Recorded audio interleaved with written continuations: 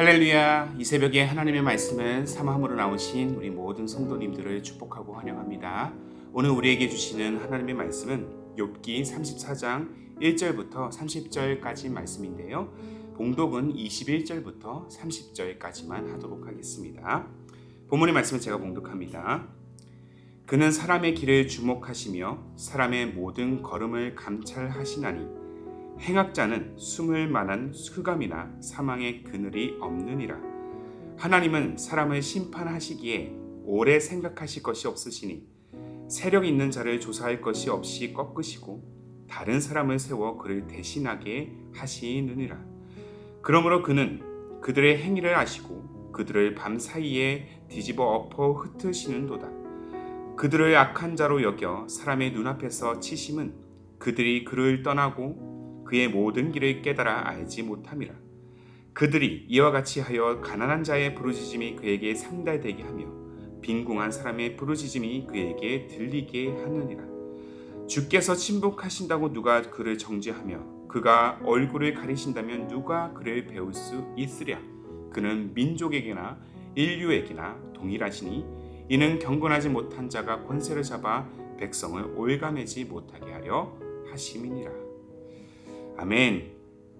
오늘 말씀은요, 단면적 신앙이 가진 위험이라는 제목으로 함께 나누기를 원합니다. 저는 다소 엄격한 과정의 환경에서 자라왔습니다. 특히 돌아가신 저의 할머님은 제 어린 시절에는 늘 공포의 대상이었었어요. 할머니는 부모님의 이혼으로 가정이 깨어진 상황에 처한 저를 그렇게 품어주시고 제가 결혼할 때까지 저의 모든 것을 책임져 주신 제 인생에서 가장 고마운 존재이십니다.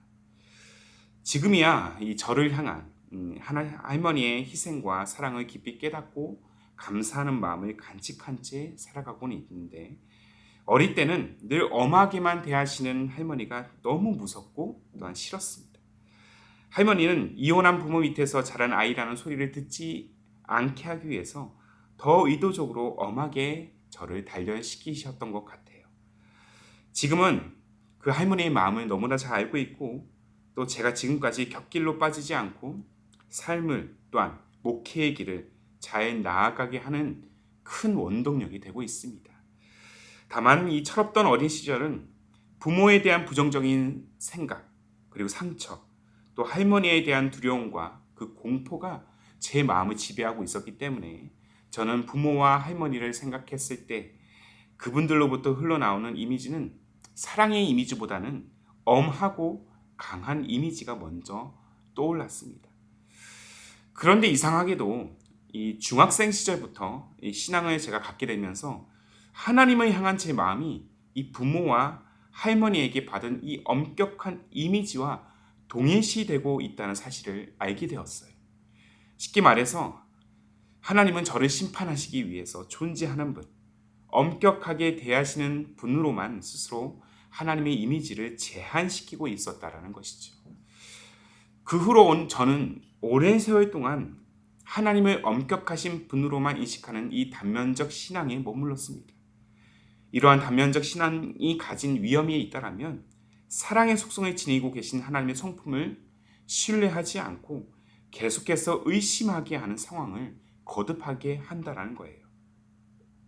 그래서 제 신앙생활은 행복하지가 않았습니다. 늘 정죄감에 시달려야 했고요. 그 정죄감이 하나님 앞에 내가 당당히 설 수 없다는 이 자신감의 부재로까지 연결이 되었습니다.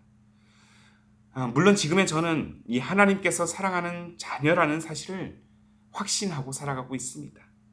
그럼에도 제가 하나님의 성품을 이해하고 그렇게 받아들이기까지 참으로 오랜 세월이 걸렸고 참 많이 힘겨웠습니다. 결과론적인 논리이긴 하지만 제가 좀 더 일찍 하나님의 사랑, 그 사랑의 속성을 깨달았다면 더 유익하고 행복하면서 감사한 신앙생활을 더 일찍 누릴 수 있었을 텐데라는 후회가 살짝 있기는 합니다. 사랑하는 여러분, 이 하나님의 성품에는 두 가지의 속성이 있습니다. 대표적으로요.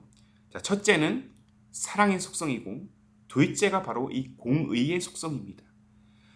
이 건강한 신앙은 이 두 가지의 속성을 아주 균형적으로 바라보는 태도와 마음이에요.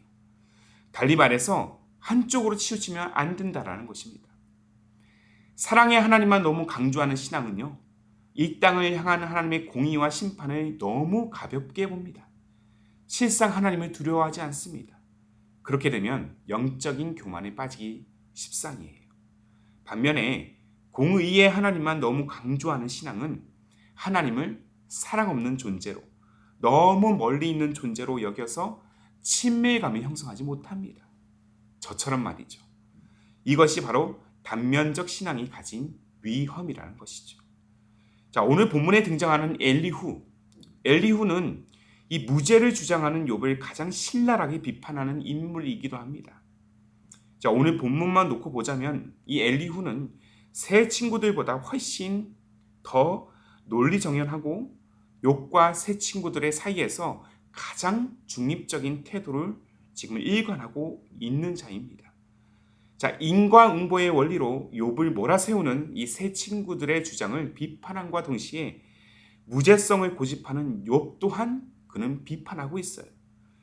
너희들의 주장에 지금 하나님을 제한하거나 가두지 말라는 것입니다. 자, 엘리후는 그의 말에 욥이 침묵으로 계속해서 일관하고 아무런 반응이 없자 지혜자들을 불러 모아서 이 배심원단을 결성하게 됩니다. 그리고 욥과 지혜자들 앞에서 하나님의 정의 곧 공의를 주장하고 있다라는 거예요. 자, 본문 10절부터 12절을 통해서 그는 이렇게 주장합니다. 10절 말씀부터 읽겠습니다. 그러므로 너희 총명한 자들아 내 말을 들으라. 하나님은 악을 행하지 아니하시며 전능자는 결코 불의를 행하지 아니하시고 사람의 행위를 따라 갚으사 각각 그의 행위대로 받게 하시나니 진실로 하나님은 악을 행하지 아니하시며 전능자는 공의를 굽히지 아니하시느니라. 자, 악을 행하지 아니하시는 하나님, 불의를 행하지 않으시는 하나님, 마지막으로 공의를 굽히지 않으시는 하나님을 지금 엘리후가 소개하고 있다라는 거예요. 자, 이러한 그의 주장을 우리가 가만히 살펴보면 조목조목 옳은 말입니다. 그리고 실제 하나님은 정의를 행하시고 그의 공의는 결코 어떤 상황 속에서도 꺾이지가 않습니다. 하지만 그의 주장에는, 이 엘리후의 주장에는 왠지 모르게 우리의 마음을 불편하게 합니다. 하나님의 정의, 하나님의 무엇성을, 또 하나님의 공의를 주장하는 그의 논리는 사실 빈틈이 없고요, 반박할 수 없는 아주 탁월한 주장이에요. 하지만 지금 그가 놓치고 있는 치명적인 사실 하나가 있습니다. 바로 하나님께서 소유하신 또 하나의 성품, 인간을 향한 기초가 되시는 그의 성품, 바로 사랑의 속성입니다. 이 사랑의 역사가 그의 논리와 주장에는 지금 부재하고 있어요. 이 사랑의 부재로 인해서 그는 빈틈없는 그 누구보다 탁월한 신학적 견해를 가지고 있었음에도 불구하고 그가 소개하는 하나님이 지금 너무 멀게만 느껴지고 있는 거예요. 때문에 그는 하나님을 오해하고 있습니다. 하나님을 공의의 존재로 축소하고 너무 단면적으로만 바라보고자 하는 위험을 지금 초래하고 있다는 것입니다. 어쩌면 그는 하나님을 원망하는 욥의 태도가 너무 무례하게 느껴져서 정신을 차리라는 의도에서 더 치밀하고 가혹하게 자신의 주장을 전달한 것인지도 모르겠습니다. 그러나 사랑하는 여러분, 엘리후의 주장은 지극히 옳은 말입니다. 그의 주장 자체를 여러분들 부정하지는 마십시오. 그러나 엘리후의 주장을 받되 그가 말하는 하나님이 전부라고 여겨서는 안 됩니다. 하나님을 오해해서는 안 된다는 거예요. 실상 이 땅을 향한 그의 공의는, 죄인들을 향한 심판은 다름 아닌 그의 사랑에 기초한 것이기 때문입니다.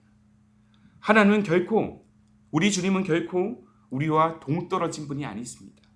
무엇보다 하나님은 죄로 인해 단절된 우리와의 관계를 회복하기 위해서 스스로 인간이 되셨어요. 그리고 우리 죄값을 대신 치르시고 그 모든 막힌 담을 허무셨습니다. 이 놀라운 역사는 무엇에 기초를 둔 것일까요? 바로 사랑의 기초를 둔 것인 줄로 믿습니다. 우리가 너무나 잘 아는 요한복음 3장 16절의 말씀, 하나님이 세상을 이처럼 사랑하사, 이처럼 자신의 독생자를 아낌없이 내어줄 만큼, 고통과 절망에 처한 우리를 사망의 수렁에서 건져내고자 자기가 대신 이 사망의 골짜기로 나아가실 만큼 이처럼 우리를 사랑하신다는 사실을 우리는 기억해야 될 것입니다. 때문에 우리는 단면적으로만 하나님을 보려고 하는 그 위험에서 벗어나서 하나님께서 이처럼 우리를, 내 자신을 사랑하신다는 사실을 확신하는 자리로 나아가야 될 줄로 믿습니다. 공의의 기초인 이 사랑을 우리가 확신할 때 비록 내 삶의 모습이 비루하고 내가 가는 길이 거칠은 사막과 같은 척박한 환경일지라도 우리는 변함없이 결코 세상에 줄 수 없는 하나님의 평안을 소유한 자로서 오늘 그리고 내일을 믿음으로 살아가게 될 줄로 믿습니다. 무엇보다 하나님께서 우리의 고난 중에도 또한 우리의 슬픔 중에도 변함없이 저와 여러분을 사랑하신다는 그 사실, 변함없이 우리의 삶을 붙들고 계신다는 사실, 그의 사랑을 통해서 놀라운 섭리의 역사를 이루어 가신다는 그 사실을 오늘도 고백하면서 믿음의 한 발걸음을 내딛는 저와 여러분의 삶의 여정, 그러한 거룩한 믿음의 여정, 위대한 또한 승리의 여정이 되시기를 주님의 이름으로 축복합니다. 오늘도 여전히 하나님은 저와 여러분들을 사랑하십니다. 그리고 그 사랑은 변함이 없습니다. 이 사랑을 붙들고 이 사랑을 확신하며 나아가며 다시 한번 우리 안에 있는 또 우리의 삶에 내재한 그 고난의 자리를 털고 일어나 마침내 이루실 영광스러운 역사를 바라보며 오늘도 믿음의 발걸음을 멈추지 않는 여러분의 삶과 가정과 또한 우리 기쁨이 되는 교회가 되기를 주님의 이름으로 축복합니다. 아멘. 함께 기도하겠습니다. 사랑이 충만하신 하나님 아버지, 때때로 우리 마음은 독생자를 아끼지 않을 만큼 이처럼 사랑하셔서 우리를 자녀로 삼으시는 하나님의 마음을 온전히 깨닫지 못하고 그저 하나님을 심판하시는 분으로만, 너무 먼 곳에 계신 분으로만 여길 때가 있음을 고백합니다. 오늘 말씀을 통해서 늘 우리와 가까이 또한 함께 하기를 원하시는 하나님, 그 하나님의 사랑을 다시 한번 깨닫고 그 사랑을 고백하는 우리의 믿음의 삶이 되게 하여 주옵소서.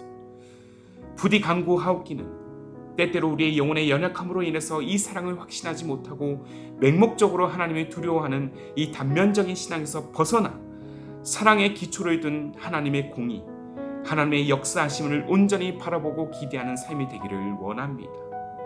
무엇보다 고통 중에도 함께 하신다는 사실, 나의 지경보다 크고 위대한 섭리로 우리의 인생을 이끄신다는 그 사실을 확신하는 우리의 믿음, 또한 우리의 가정, 우리의 자녀의 삶, 또한 우리 교회가 되게 하여 주시옵소서. 그렇게 우리를 이처럼 사랑하시고 다함없는 보호와 섭리로 끝까지 우리의 삶을 인도하시는 우리 주님 예수님의 이름으로 기도하옵나이다. 아멘. 오늘도 주신 말씀을 따라서 이 두 가지의 기도 제목을 붙들고 함께 마음을 다해 기도하기를 원합니다. 먼저는 공의의 하나님만 바라보는 이 단면적 신앙에서 그 위험에서 벗어나서 이처럼 사랑하시는 그 하나님의 마음을 온전히 깨닫는 우리 믿음 되게 하여 주옵소서. 한 걸음 더 나아가 공의의 기초인 이 사랑을 우리가 확신할 때 비록 척박한 삶일지라도 세상에 줄 수 없는 평안을 소유한 자로서 변함없는 믿음으로 서는 우리의 인생이 되게 하여 주옵소서. 이 두 가지의 기도 제목을 우리가 간절한 마음으로 함께 고백하시면서 기도로 하루의 삶을 열어가시기를 바랍니다. 함께 마음을 다해서 기도하겠습니다.